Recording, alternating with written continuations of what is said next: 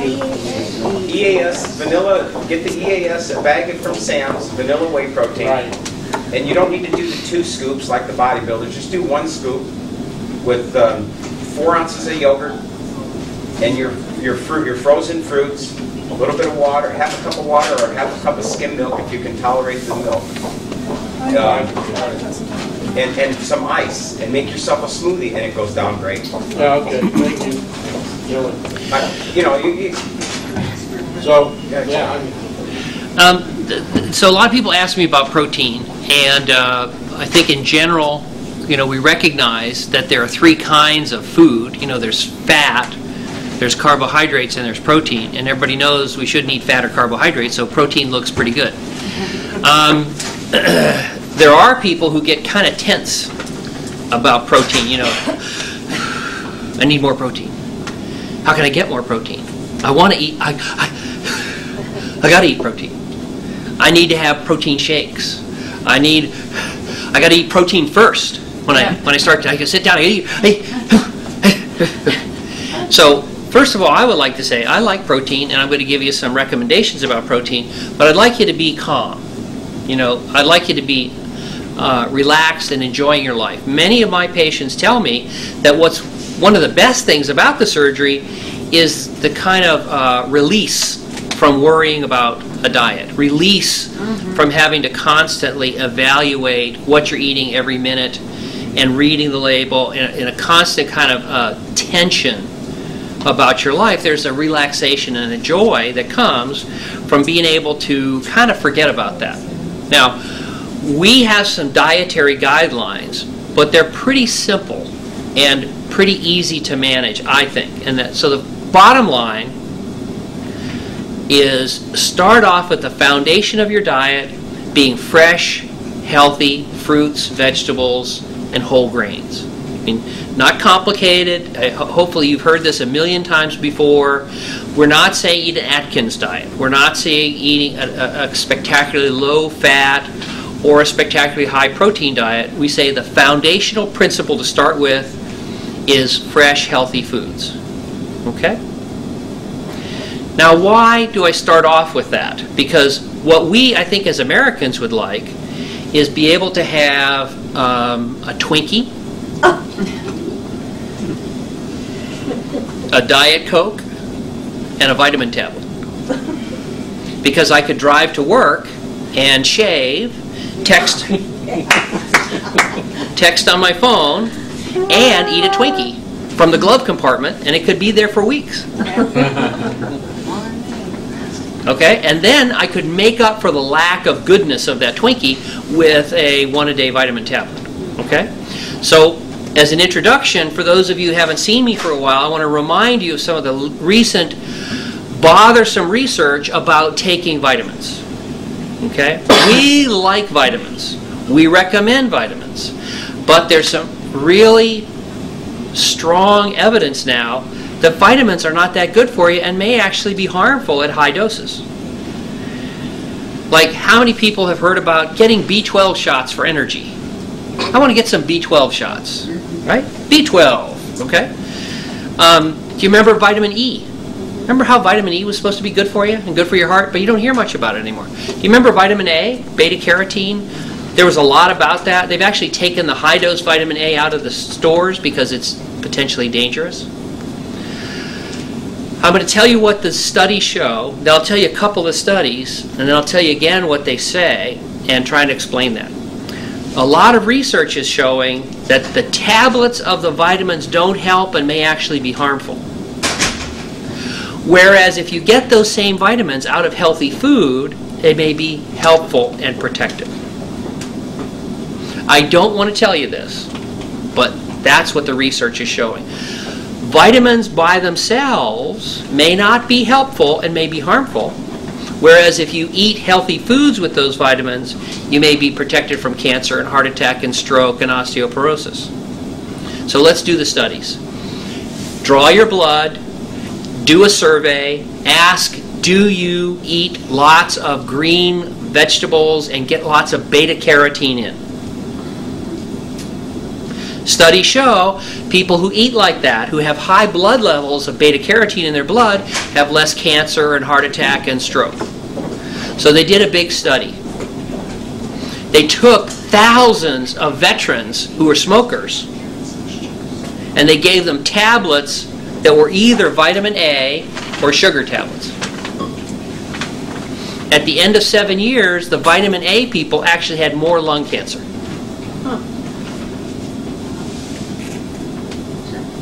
What? They took doctors. They had a group of Harvard doctors, 8,000 Harvard doctors. Half of them got vitamin E, half of them didn't. At the end of 10 years, the vitamin E group had no less heart attack or stroke. But if you drew their blood ahead of time, if you did surveys of they ate food that had vitamin E in it, it protected them from heart attack and stroke. The tablets of vitamin E didn't help. Prostate cancer. If you have high blood levels of selenium in your blood, you have less prostate cancer. If you eat food that has selenium in it, you have less prostate cancer. They gave tablets of selenium to a bunch of patients, and there was no difference, and maybe a slight increase in prostate cancer if you got selenium.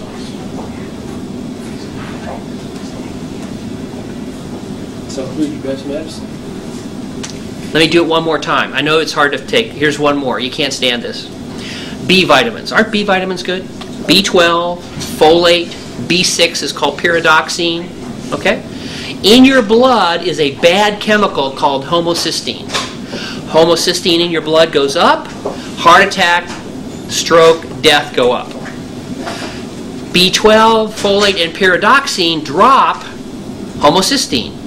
And in your blood, if you have a lot more folate and B12 and things like that, you have less heart attack and stroke. So they took tablets of this and gave it to a bunch of people. Didn't help.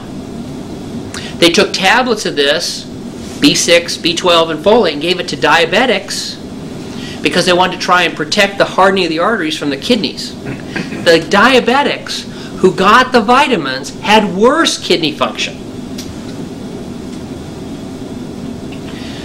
The tablets were given to diabetics. Their kidney function got worse than the ones who didn't get the B12, who didn't get the folate, who didn't get the B6. What about injectable B12 and those kinds of things? Well, let me even start with a more basic question, if I might. So, in the blood work that you have us do yearly, if those things are low, and the doctor that's treating us says we need to bring these up, do we do that then, or what you're saying is, what I hear you saying is that it doesn't really do much? But Well, why are we getting the blood work to check the levels? Good question. So, first of all, this should bother you. Yeah. It should bother you because how do you make sense of this? This is annoying. It's like the villagers. I'm going to get the pitchfork and the torch after Dr. Rutledge because I hate hearing this. It hurts my brain to hear this. I don't like it. I don't like telling you this. Okay, so let's see if we can explain some of these things. One is, if you're low, does this data mean you shouldn't bring it up to normal? Right. No. Okay. Probably you should not have low levels of those vitamins. But another question is, how can studies where tablets of vitamin B12 and folate and B6 do not help, maybe even hurt, whereas if it's in your blood at a good high level, it does help? How can we explain that? Right. Because it's maybe not the vitamin. The vitamin is a flag. It's the fin of the shark. It's not the fin of the shark that you're worried about killing you. What you see that fin, you know there's a shark underneath it. Those vitamins are not the event that's saving your life. It's that they are packaged in healthy food as opposed to a Twinkie and a Diet Coke. So the bad news, the difficult news for us, is when you're driving to work, texting, and putting on your makeup and shaving, separate people, it's hard to have a fresh green salad. It's hard to drive. Right? Yeah. But a Twinkie I could do. I could maybe work it in between the texting, right? So it's hard for us to get fresh squeezed orange juice, whereas it's easy for us to get a Diet Coke or a coffee. Everywhere in here in this hospital, we're never more than 10 to 12 feet from a coffee and a Diet Coke. All right? What are you drinking? Me? Ginger ale. Right. Easy to get a ginger ale. If I tell you, okay, scatter, we're going to have treasure hunt, come back in a few minutes with fresh squeezed orange juice. Yeah. I won't see you guys for days. Right? If I say come back with a Diet Coke, you guys will be back in 5 minutes for your free iPad. Right? I'm back. If I say go get a fresh, healthy green salad of organic vegetables or something like that, you're gone. I could leave. I don't have to worry. You're not coming back. Okay, so what this research tells us is annoying, but here's the bottom line. The pills themselves are not nearly as good as the healthy food. The pills and the blood levels are the fin of the shark. They're a red flag telling us that healthy food is good for us. And that the pill, separately, doesn't seem to make any difference, and rarely it may actually be harmful, although those are kind of funny. But it goes back to that first thing I started off the discussion on this video. What is our general recommendation? Start off with, eat a healthy diet. Okay. Now the next step that I want to talk about is the protein intake. Okay. There have been a lot of research on specialized proteins, the whey protein and things like that. Now it turns out in milk there are two main classes of protein. The whey protein, which is Little Miss Muffet eating her curds and whey protein, right? And then there's it's called casein protein. Okay? For a long time, a lot of research said the whey protein was spectacular, which we agree with. It's a very good protein. They've given it to AIDS patients who are losing weight. They've given it to weightlifters, and it's very good. But recently, there's been a little bit of a backlash where people said, instead of this expensive, special whey protein, let's just give people a glass of milk.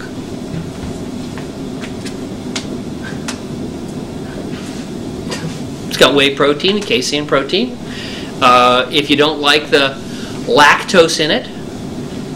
And so they did weightlifting studies and things like that, and the glass of milk worked very close to, and sometimes better than, the whey protein.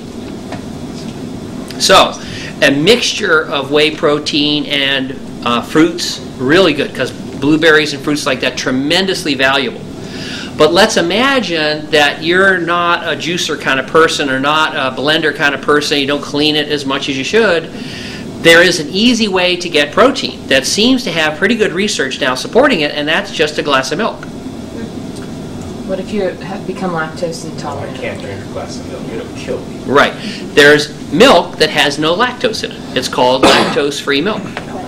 And so you could go to, there's nothing wrong with whey protein. And if you can get the energy up every morning to do the blending and all that stuff, I encourage that, and it's not a bad thing, especially when you put in those healthy fruits and things like that and the yogurt. But yogurt is also, a cup of yogurt is also not a bad replacement for a protein drink if you don't want to do the whole mixing thing. It's an easy thing that's relatively available, and don't leave out just a glass of milk. Or there's a recent article, and again, I don't want to tell you this, but they just gave people who were cyclists and weightlifters, they just gave them a glass of chocolate milk, and they compared that to Gatorade and to a whey protein drink, and basically the whey protein and the chocolate milk both did a little bit better than the Gatorade. You can get lactose-free chocolate milk, and Sure. they don't cut the protein in that, the whey protein in that is the same as a regular glass of milk.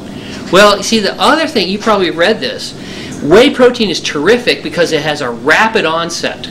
So it floods the muscle cells with protein and amino acids quickly. The casein, though, has an advantage as well. It tends to be more long-acting protein, a slower digestion. So actually, remember, milk was designed by God for, little people.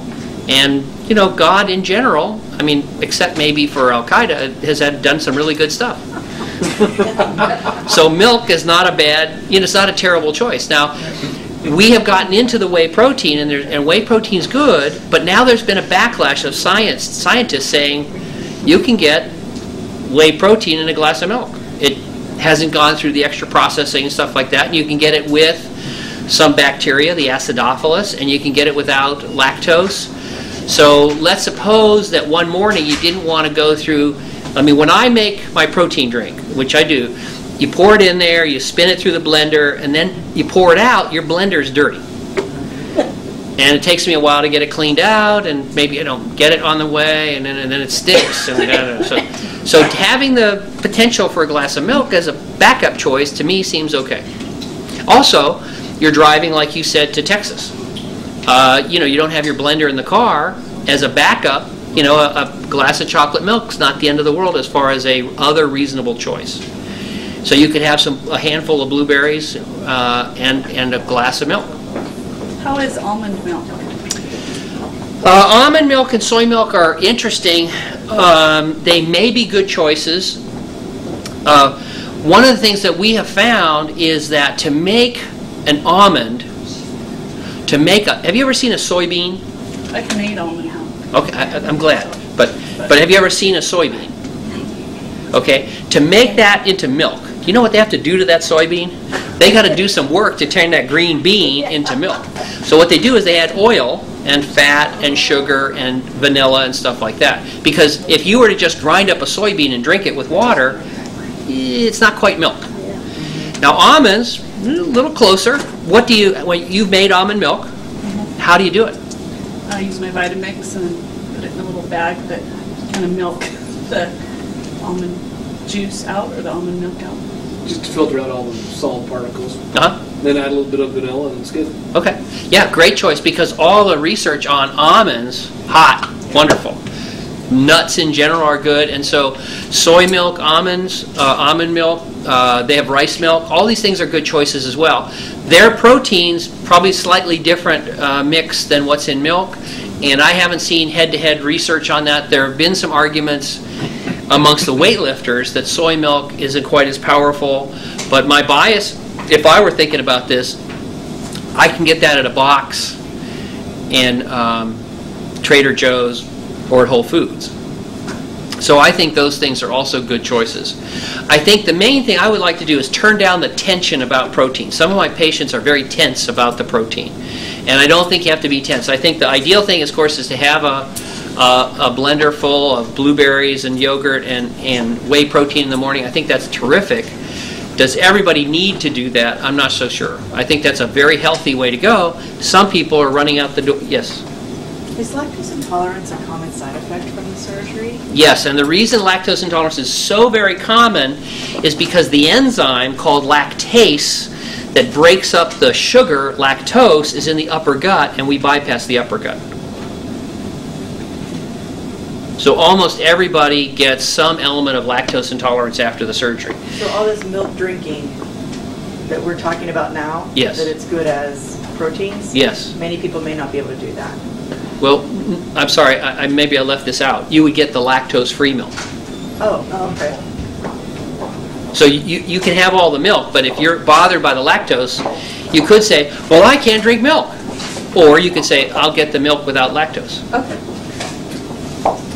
I remember when we went through the packet and reading all the information 3 years ago when Kathy had her surgery. There was so much protein you were supposed to eat a day, and you may have to eat 6 times a day, and all of that. Is that not, what I'm hearing is that's not so important as making certain that you are wise and you're eating whole foods and you're eating protein, but is there still a category or an amount of protein you should eat? I don't think there ever was an amount. And if you look at my patients, we've done 5,000 patients. How many patients have you talked to or heard from of my patients? Dozens, maybe? Dozens? Dozens? Anybody who had low protein of all the people you've talked to? No, it's not that. We get some, Yeah. but mostly not. So we don't have an absolute number of grams of protein. Dr. Paragli in Florida does. He puts down a number. Again, go back to what I thought, which is most of my patients have had a lifetime of struggling with food. Worrying about it, looking at the labels, feeling sad about it. They've eaten too much, they've eaten the wrong thing. So our first thing is enjoy. Be relaxed, have pizza, have cheesecake, whatever. with understanding the foundational principle, the start principle is eat a healthy diet.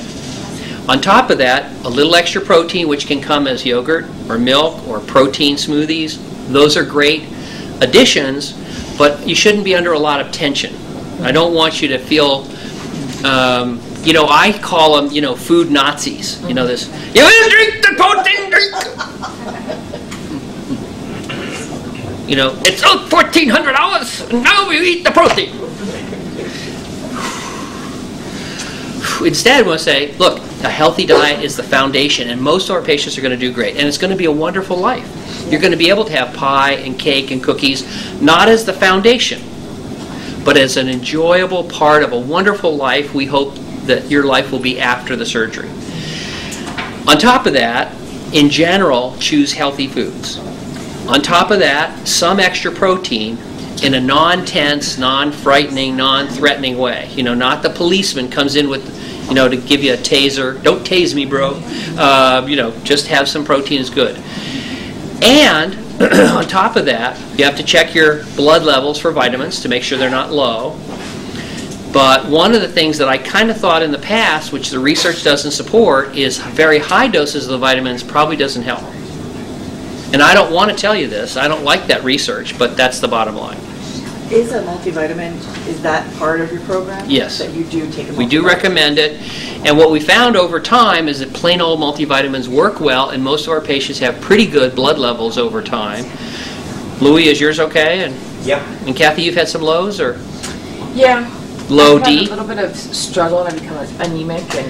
And now do you know about the Proferin? Yes, and I've been doing that iron transfusion since I talked to you last, or infusions, and so just But, that.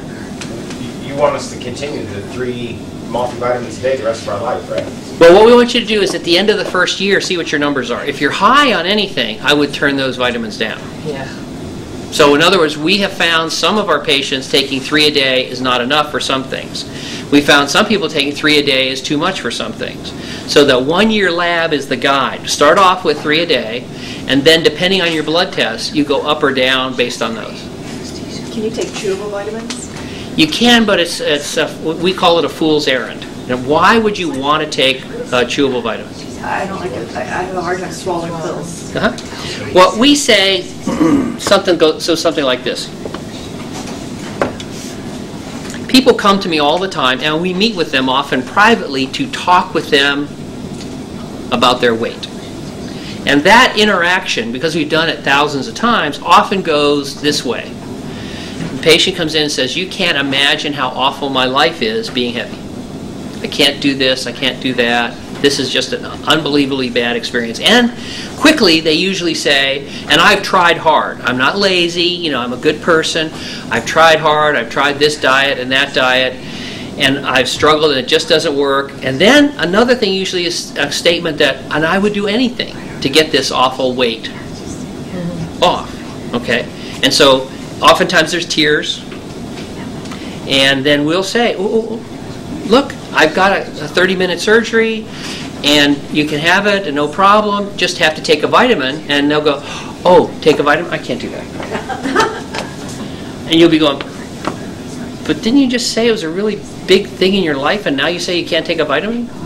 So to our patients, we say, if you had to have a heart transplant, we said take a vitamin. You'd probably do that, otherwise you'd lose your heart. If you had a kidney transplant, I used to do kidney transplants, so I said take a vitamin, otherwise you'll be back on dialysis 3 times a week. I bet you'd take a vitamin. Well, I would certainly take the vitamins, but if there's an option No, to I'd say take a vitamin. chew them or crush them or Well, what do I have against chewable vitamins? Well, what is in a vitamin that you need after surgery? Number one, Kathy would tell you, is iron. Okay?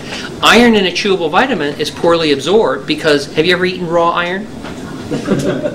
It's called rust. I've never eaten chewable vitamins either. I know, Or swallowed regular vitamins, so. Well, let me. It was a rhetorical question. So what I meant to say is, raw iron is called rust. It's not very tasty. They can't put much in a chewable vitamin because otherwise you'd be eating rust. So chewable vitamins don't have much iron, or they bind the iron so you can't absorb it very well. So chewable vitamin's a bad choice. That's the short answer. It's a good question and a short answer. Yeah, if I may just say a couple of things, just Yeah. because